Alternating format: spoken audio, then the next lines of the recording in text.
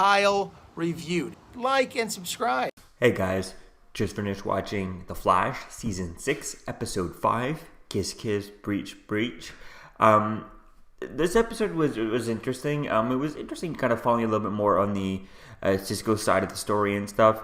It just felt like a very much of a filler episode, and with Crisis kind of building up, it just seems kind of silly as to why they were kind of doing this.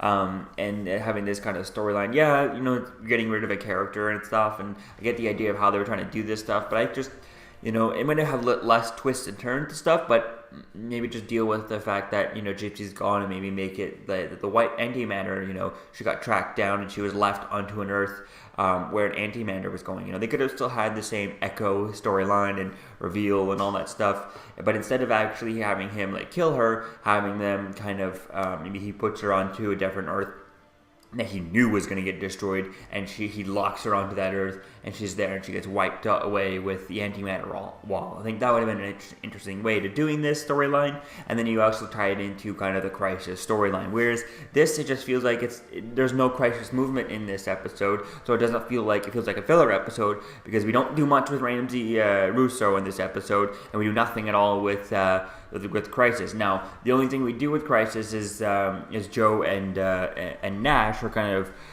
Joe follows Nash to the underground sewers and stuff that he was in the end of last episode, and they get trapped in there until Ralph shows up. And there's one line that kind of slightly furthers on Crisis, but really doesn't do much at all.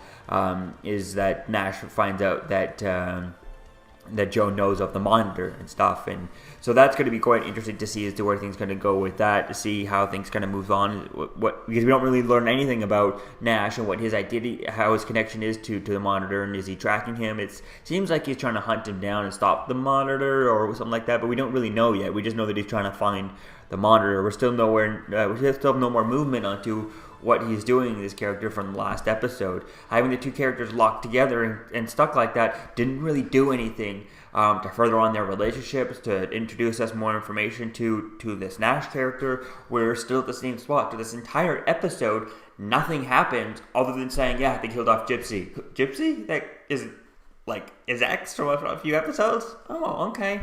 It doesn't really feel like, if you skip this episode and you just were told that, yeah, Gypsy dies in this episode, that's all you need to know, then it's just, yeah, sure, it's Gypsy. We haven't seen her in a long time, so as a viewer, I'm not invested with the character. I don't really care that I feel like if I missed out on this episode. So I don't know, they should have done a better job with that. It was interesting that Barry wasn't in this episode too much, which is kind of interesting, and this is kind of slowly, so they could start building up, and so that Grant Gustin could be somewhere else helping with Crisis, or help in his setup for Crisis, or that type of thing. That could have been something interesting to play with. So we'll have to wait and see as to where it's kind of go in the rest of this show. But having Danny Trejo back was kind of okay. It was fun, but it's just, like I said, it feels like such a huge, waste of time filler episode, and these kind of interdimensional police officers, whatever, going through and trying to arrest Cisco. They don't even try and prove that was the right Cisco. I mean, they're traveling through Earth. How do they not know that that was which Cisco it was? So that was just kind of silly there. Some of the Frost storyline and seeing Caitlin back was kind of okay. We didn't see much of her this episode, but Daniel Baker posted online saying that she's not in this episode a lot because she was trying to prep for her episode that she'll be directing coming up. I think it's either next episode or episode 8. I doubt it would be episode 8 first of the crossover, or episode 6. So so maybe episode 7. So not this is episode 5, episode 6, and then 7. That would make sense, her direct, and then the next episode would be the crossover. So we'll have to wait and see as to where things go. Ralph's storyline was okay in this episode. He only tried once to really try and help Killer Frost, and we didn't really show us. They didn't really explain to us as to why. They didn't do a good enough job really showing us why Killer Frost wanted to kind of find Ramsey on her own and not wanting to help, and then Ralph only tried once to really help. He never really followed her from that first location to where Ramsey was. He should have showed up there to be like, you're not in this alone, right? Maybe he just shows up just as Ramsey has her by the neck, right? And that was kind of weird too. He grabs her and he's like choking her, and she doesn't turn into Killer Frost. That was kind of silly. So I don't know why they didn't do that. It just kind of made Caitlin Snow feel weak. That she doesn't have.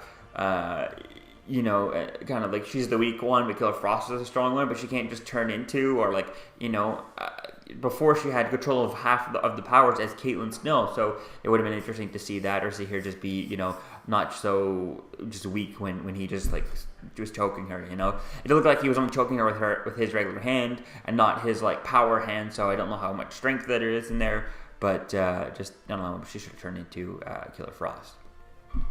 So yeah, this episode was okay. It just feels like a really filler episode, and with the show so far that's going so fast and building up to Crisis, it just seems it stands out so much since everything's been kind of heavily building up to, or very much building up to Crisis, and now all of a sudden we have nothing, and it just stands out like a sore thumb.